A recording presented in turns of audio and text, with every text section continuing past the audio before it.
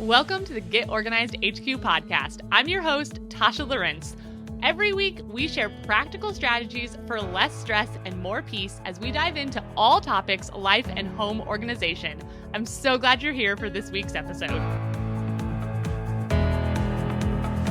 And today, we're going to be sitting down and chatting about where to start when decluttering.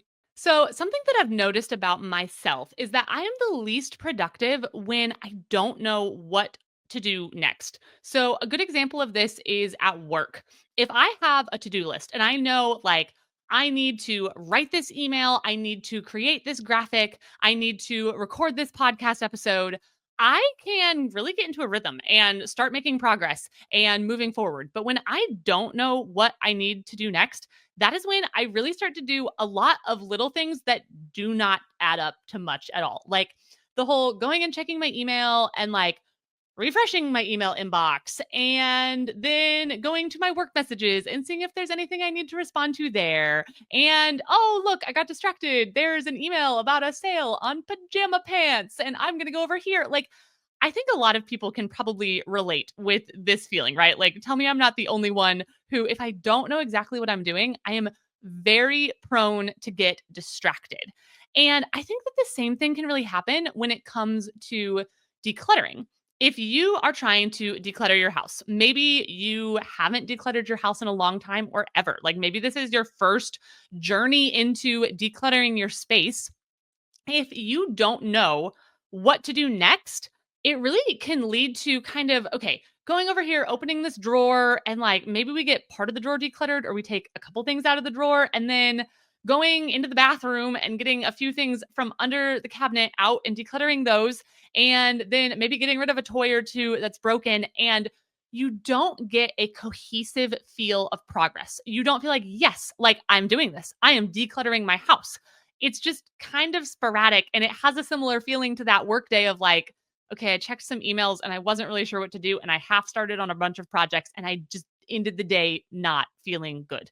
And I think we've all been there in different things. And I think it's a place that you can end up when trying to declutter if you're not sure where to start when decluttering. I've gotten into building Lego sets recently. Did you all know there are some pretty awesome, advanced, complicated Lego sets out there? Legos are not just for little kids anymore, everyone. You can build some really cool things. And I got to say, Lego does a really good job. It is very orderly. You get your little instruction booklet, and it actually comes in these packs of Legos that are numbered, like 1 to 6 or something. And so you only open one pack at a time, and they all build on each other. And it perfectly tells you in the instructions every step that you're supposed to take. And that works really well. And you see your progress and you're like, wow, I am going to build one of the ones I have right now. I haven't started on it yet. It's a poinsettia. Is that how you say that? Poinsettia? Man, nothing like being on a podcast to be like, have I been pronouncing that wrong my entire life? It's okay. The red Christmas flower that people get around Christmas time and, put as a table centerpiece or something like that. I have one of those. And as you start to build it, you start with your flower pot, right? And then, I can see the little green stems and I can see the flowers, and it evolves into the thing that you're trying to create. But whenever you don't have a plan, it would be kind of like if I just went to bag 3 of the Legos and opened up to page 74 and started building that part. I could probably maybe get there if I just built sporadic parts here and there, but it's going to be a lot harder to turn to random pages in the instruction book and put random bits together and not really have that cohesive feel. And I'm not going to feel like I'm making progress in the same way. All of that to say, the same thing can happen with decluttering. We need a plan to work through so that you can know that you are moving from point A to point B and not just spinning your wheels. And also, as you start to see that progress, that is what is super motivating. And so let's talk about why it can be hard to know where to start. I think there can be just a vague discomfort around decluttering, maybe a fear or an uncertainty, or just feeling overwhelmed or underqualified to tackle this project of decluttering your house. And naming why it is uncomfortable can help us move forward and get past those things that are uncomfortable just by knowing what it is that's causing the discomfort. So, first of all, let's just acknowledge that, especially if you are trying to tackle your whole house, if you're just feeling like there's so much stuff in my house. I need to declutter my house. Like that is a big task. Um, your house size varies from person to person, but even in a relatively small house, there's probably more than one bedroom. There's probably a kitchen, some sort of living area, a bathroom, probably some sort of storage, maybe some closets, a garage, maybe an attic, maybe a storage shed. And then it would be very common to have multiple bedrooms or a home office space or like a loft area, like multiple hangout spaces in your home. Like there's just a lot of spaces to work on. And then actually the LA Times, I'm not exactly sure like how they did this study or where they got this stat, but they said that the average American home has 300,000 things in it. Like that's a lot of things. And if you're thinking about going through all 300,000 things and making a decision about every single one of them, like it makes sense that that feels overwhelming. The other thing is that maybe you've never really decluttered before. And doing something new almost always feels uncomfortable and uncertain.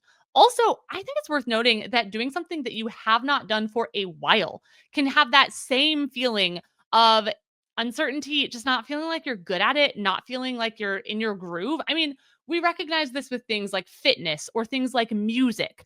Those are the kinds of things that the more often that you do them, the better you get at them, the more confident you feel at them. So, like, I'm a runner. That'll probably come up several times in this podcast. I think you'll thoroughly know. Like, I love running, I love training for races, but even I can tell if I haven't been running for a while and I get back to it, sometimes it's like, oh man, like I don't feel like I once did, like a couple months ago when I was really in my groove and I was running every day. I could go knock out a 6 mile run and it was no problem. And here I am like 2 miles in and I'm feeling cold and I'm feeling tired and I'm wondering when I'm going to be done.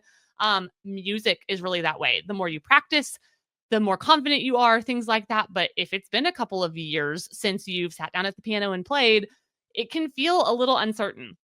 And so just acknowledging that if this is a new thing or something that you haven't done recently, that can just feel uncomfortable. It can feel uncertain. Anytime you are embracing a new skill, it can definitely bring that feeling of uncertainty. Also, I think decluttering brings an uncertainty about the future because we are essentially asking, what is my life going to look like without this stuff? Like we have become used to our home the way that it is with the things that are in it. We've never lived in our home without all of the things that are in it. And so, what does that look like? And it brings so many what if questions. What if I get rid of something important? What if I need the thing that I'm getting rid of? What if I cannot replace something? Like, what if I get rid of something and I thought I could replace it and then I find out that I need it? Like, cords and cables, that one is a big what if. No idea what this cord or cable is to. Never used it before. But, like, what if it's to our water heater? I've never plugged anything into a water heater. I don't even think you can. But what if it is? And then what if I get rid of it and there's not another cord that I could get that does what it's supposed to do? Like it sounds silly on a podcast when I say it like that, but that really is the line of thinking. And I get that because we have never lived without these things in our home. And so, or at least not recently, they came into our home at some point and we are used to having all of these things around us. And so, what does life look like without these things? And I think it's just a fear of the unknown.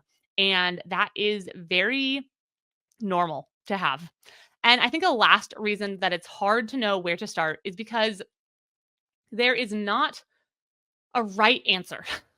Um, I remember when I was in school and taking standardized tests, I was actually probably a stronger English student than math student. I mean, I was okay at both of them, but probably a little bit stronger in English.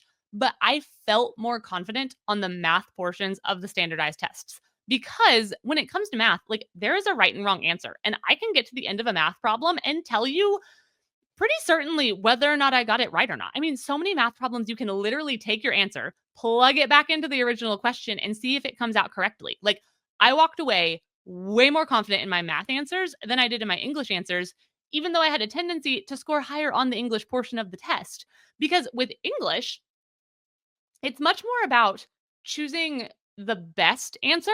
Like, they would even tell us that in school. Like, there's might be multiple answers that like you could argue that they were right, but like which one was the best fit?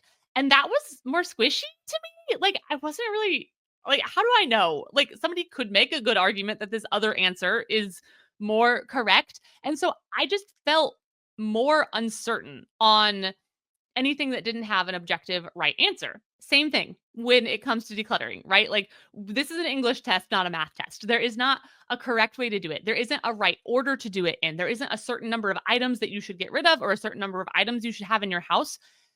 And that can be just a barrier, a roadblock to getting started because there's not a right answer. Like I don't know. I'm the type of person who likes to know I'm doing it correctly.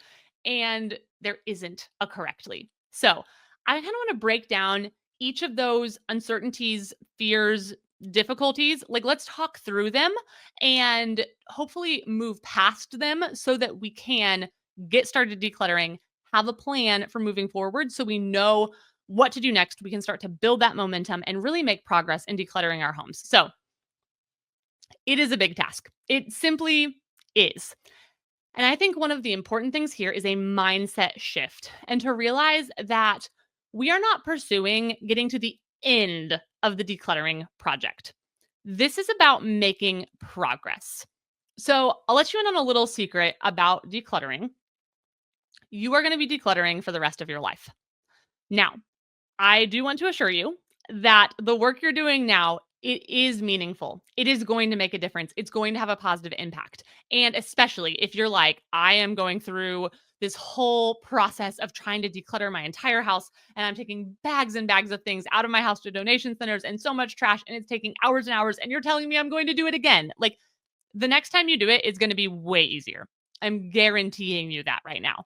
But we did not get to having 300,000 things in our house in one day. We did not bring all of them in at once. Like, things are continually coming into our house through the mail, through things breaking and us replacing them, gifts that we've been given. We just, I mean, always, for all sorts of different reasons, good reasons, there are new things coming into our house little by little. And so decluttering, it is a new life skill that you are learning, that you are taking on. And so approach it that way instead of approaching it as a project that's going to have like a definite start and a definite finish. I honestly think of it kind of like your health. Are you ever done improving your health? Like, do you ever reach like peak health? I could not possibly be healthier. I don't need to do anything else to be healthier. Like, I've attained it. Like, no, to be healthy, I mean, daily movement, daily nourishment. And it's those things day in and day out that lead to having a healthy lifestyle. And you just continue to practice those healthy habits. And really, that is what we're going for when it comes to decluttering. Adding this as one of your healthy habits to your life. And this is now a lifestyle rather than something that is kind of a one and done. And when you start to view it like this, when you view decluttering as a healthy habit that you're adding to your life, you really can combat some of that discouragement that you're not done yet, because that's what we're talking about, right? This is a big task and that feels overwhelming and you want to finish it and you feel like you're never going to finish it.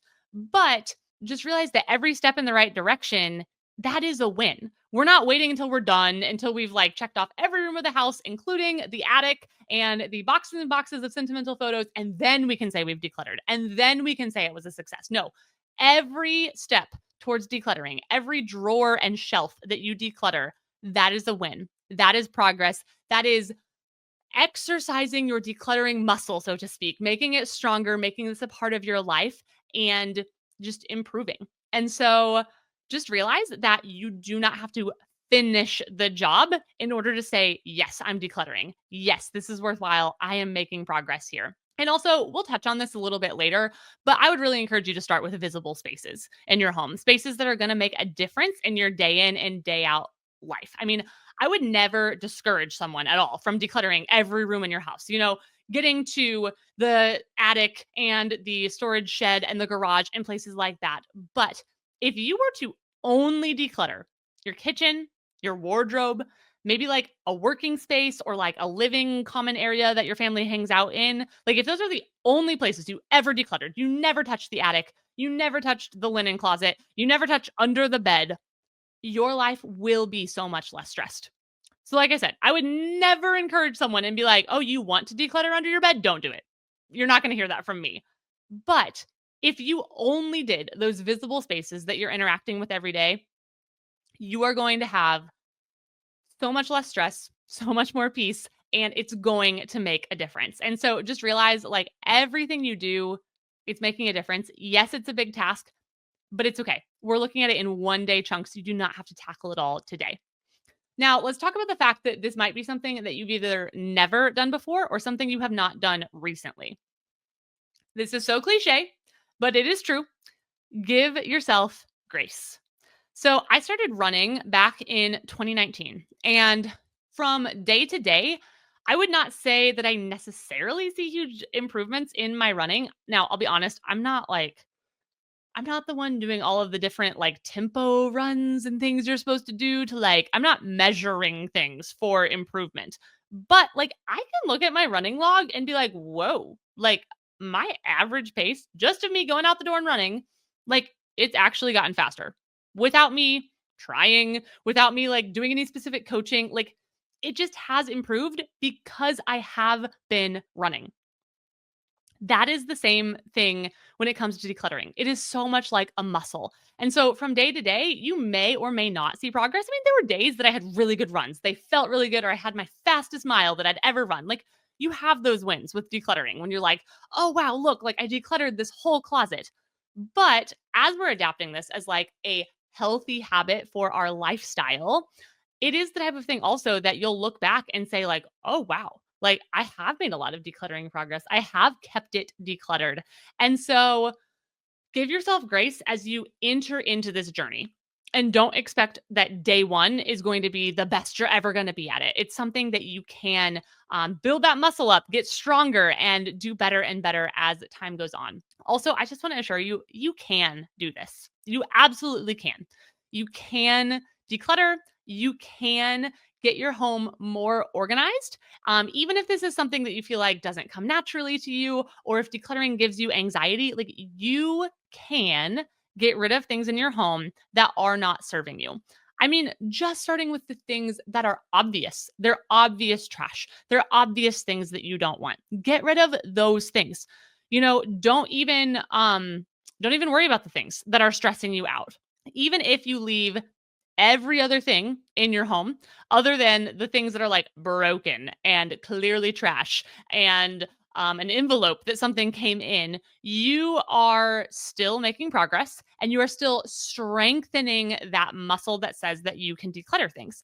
There are a lot of times when I have gone through decluttering my space, and as I'm going, I come across something and I literally think to myself, I'm probably going to declutter this someday. Like I almost like feel it inside of me. I'm like, I kind of want to get rid of this, but I just don't feel ready to on that particular day for whatever reason. And so that is okay. I leave those things. I have left many things in my home where I have thought to myself, this is probably going to go eventually. And you know what? A lot of those things did go eventually. But that is totally okay. Don't feel pressure that your decluttering journey has to look any specific way.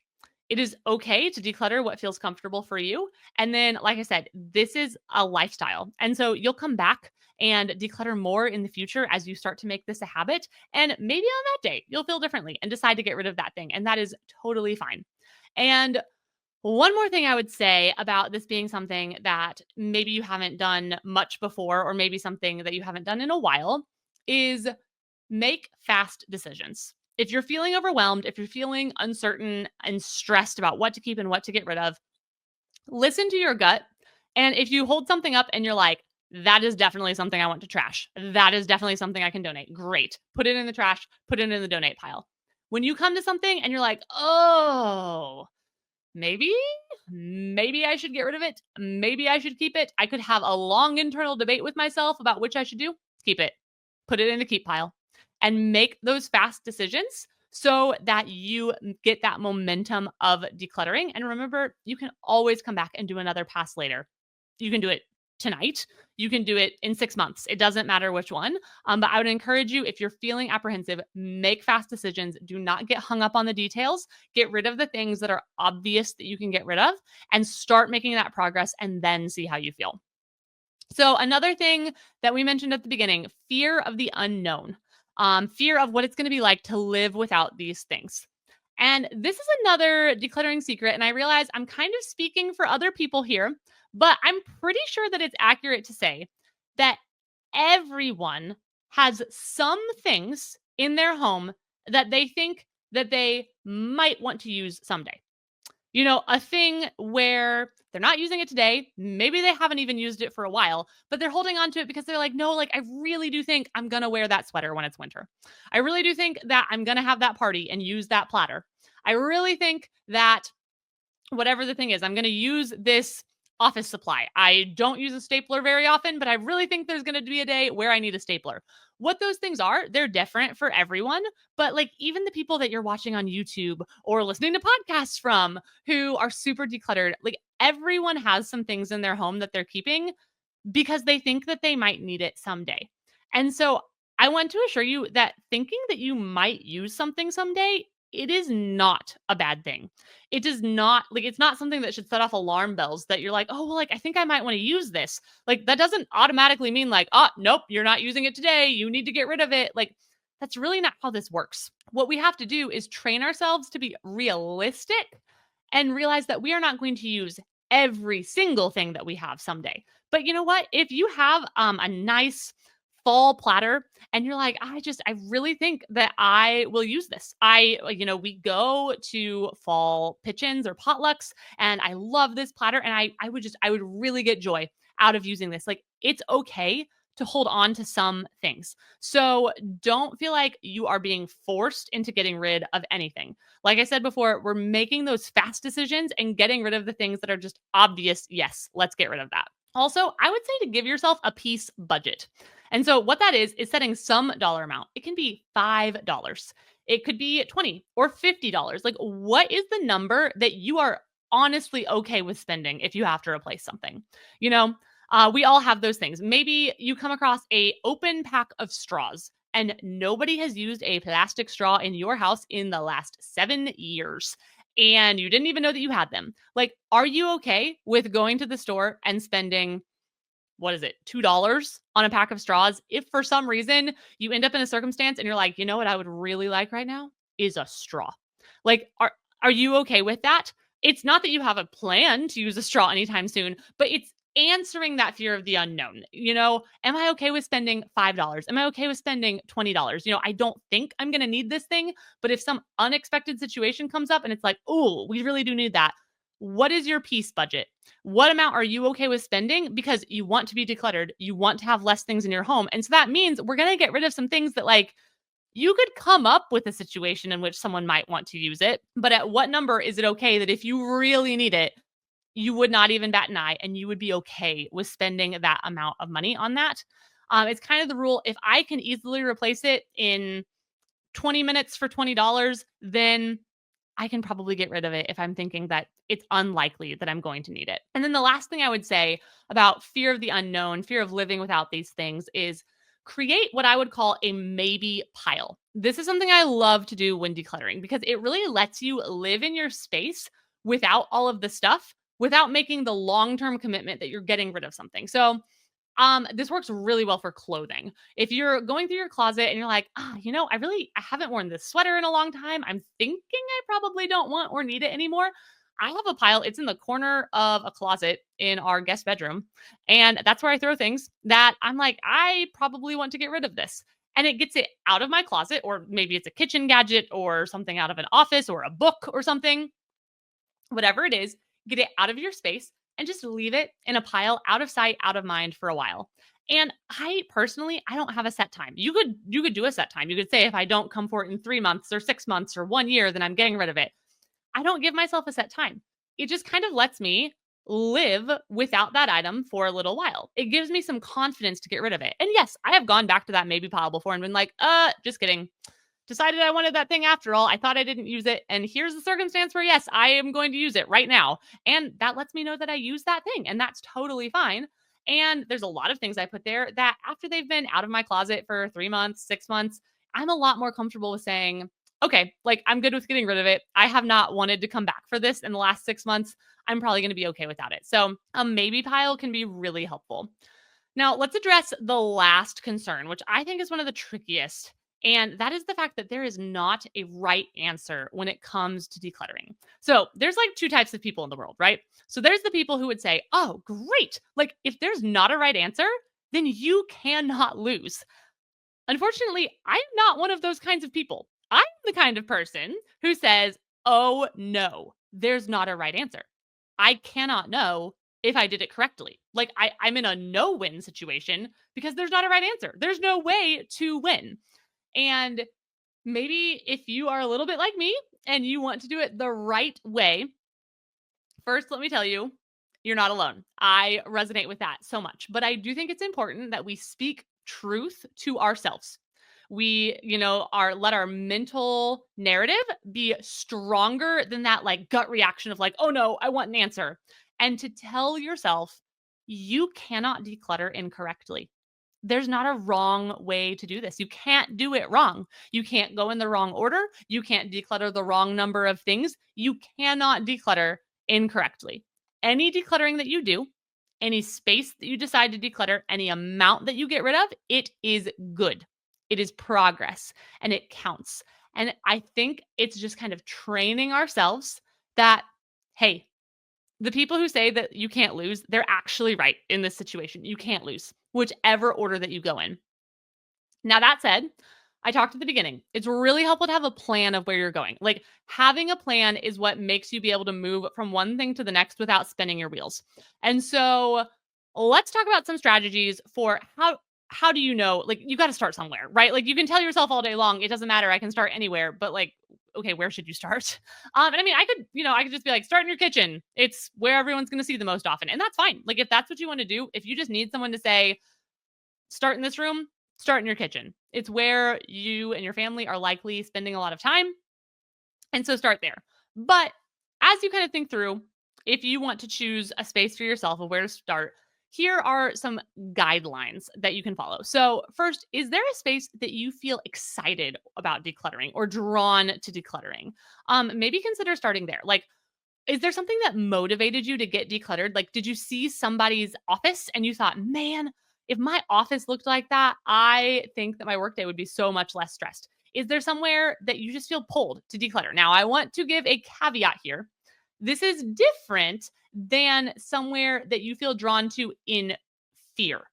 So I think there is also places where we're like, oh no, I know that there are bins and bins of baby stuff in the attic that have been there for 27 years. And I really am stressed out about having to declutter those things. And so I'm feeling this pull that I need to start there. Like that is a different kind of pull. That's not a pull of excitement. That's not a pull that, oh man, I am going to feel just rejuvenated and energized by decluttering this. Like that's a pull of guilt and fear. And I would say that is probably not the impulse that we want to listen to, but listening to those impulses that make us excited, that make us say like, oh, I'm excited to start on this. That might give you an indicator of where you might want to start. Also, I said it earlier, but start with visible spaces. Start with spaces that you use every single day, because this lets you start to live with the progress that you're making. And that is incredibly motivating. So somewhere that you can see, somewhere that you're interacting with every single day, not the back closet that you really don't go into that often, but somewhere you can actually see. Also, I would really encourage you. This may, some of you may be like, well, yes, of course, but start with a place that primarily has your stuff. If you try to declutter somewhere that has a lot of other people's stuff mixed in, it's going to be pretty frustrating if there's a lot of things that you just don't have the option to make the decision about. And so that is a reason that maybe somewhere like your closet, or if you have a makeup drawer or a toiletries drawer or like something in the bathroom, like where your bathroom stuff is, starting with decluttering your stuff because you have complete control and power to make those decisions and nobody's going to be disagreeing with you, at least in my house. If I'm like, you know what, I don't really like this hand cream, I'm going to get rid of it. Like my spouse does not care if I get rid of the hand cream, there's no discussion there. Nobody's going to be disappointed or upset or say, hey, I wanted that. And so starting with your stuff. Also, definitely start small. I will tell you that I am very much an all at once kind of person. So when it comes to decluttering, there's kind of two different trains of thought. Either one of them is fine.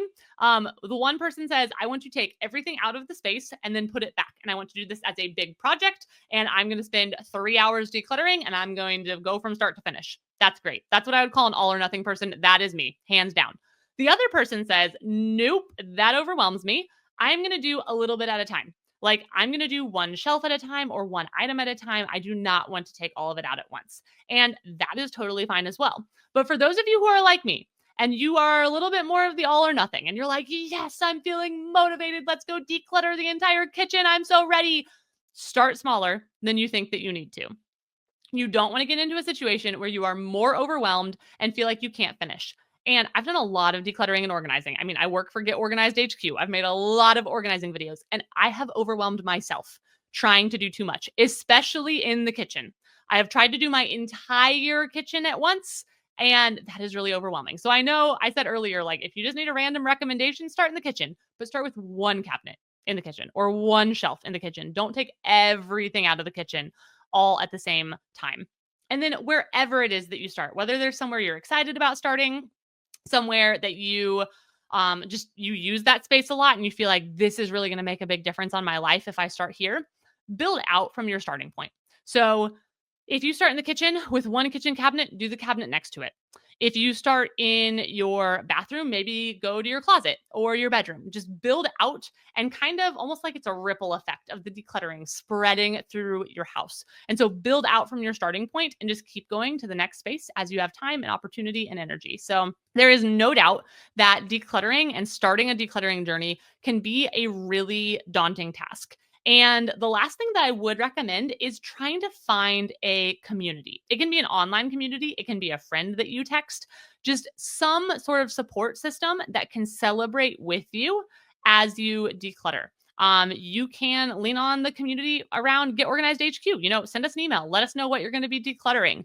But just finding a voice that is going to celebrate those wins with you, that is going to understand why you're going on this journey, why it is important, and why it is worth celebrating. Even if you have a friend in your life who maybe they're already super decluttered, or maybe they don't want to declutter, can they support you in that? Can you say, hey, like, I just need to let you know that I'm going to be decluttering. And do you mind if I shoot you a couple of texts and say, hey, I decluttered 12 pairs of socks today. I'm super excited. And just like let them send you the confetti emoji back. It doesn't have to be a big dramatic thing, but finding someone to go along on that journey with you, it can be really motivating and helpful. And so share your successes, celebrate your successes, get started. Know that you cannot do it wrong.